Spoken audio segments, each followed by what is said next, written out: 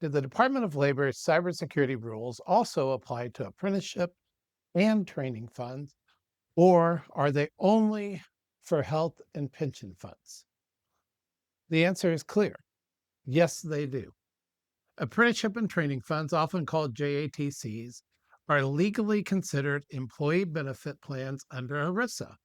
And that means trustees and administrators of these funds carry the same fiduciary responsibilities as their counterparts managing health and retirement plans. ERISA Section 404 lays out two core fiduciary duties: prudence and loyalty. The Department of Labor's Employee Benefits Security Administration has now made it very explicit. Cybersecurity falls under those duties. In 2024, the Department of Labor issued Compliance Assistance Release number 2024-01, clarifying that apprenticeship funds must follow the same cybersecurity best practices required of retirement and health plans. That means the DOL's three cornerstone documents apply to you too: cybersecurity program best practices, tips for hiring a service provider, and online security tips. Some trustees may think we don't handle pension checks, so maybe we're not a target. But apprenticeship funds store extremely sensitive data: student records, social security numbers, bank details for stipends, even disciplinary histories. Cyber criminals know this, and from a legal standpoint, data itself is increasingly treated as a plan asset requiring fiduciary protection. Jason Kutleroff, an ERISA attorney who advises training funds, wrote in a recent edition of Cybersecure magazine that JATCs are some of the most complicated ERISA funds to administer. They operate as both employers and training programs, but when it comes to cybersecurity, the DOL has been clear. JATCs are expected to comply, period. Jason's advice is practical. Conduct a cybersecurity inventory: what data you hold, who can access it, and how it's protected. Communicate those findings with your board.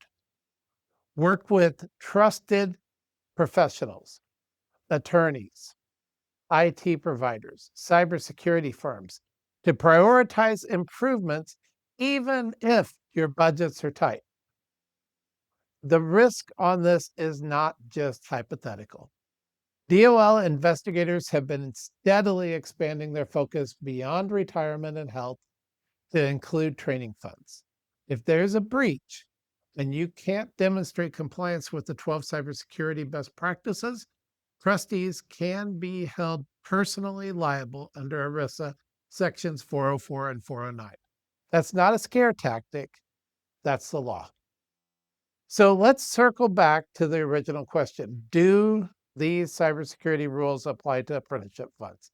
Yes, absolutely. Apprenticeship funds are ERISA funds. Trustees must meet the same DOL cybersecurity standards as every other benefit plan. Cybersecurity isn't optional, it's a fiduciary duty.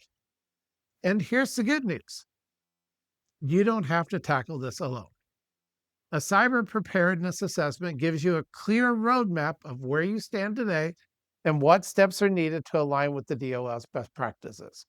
Whether or not your board chooses to review every step, the assessment provides you with a solid, actionable foundation to bring forward. At SecureUnions, our mission is simple. We believe foreign enemies should not use U.S. workers' information and money to fund weapons programs.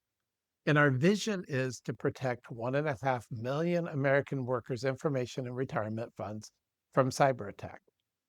That also includes protecting the apprentices and training programs who represent the future of the unions. Strong unions deserve strong security.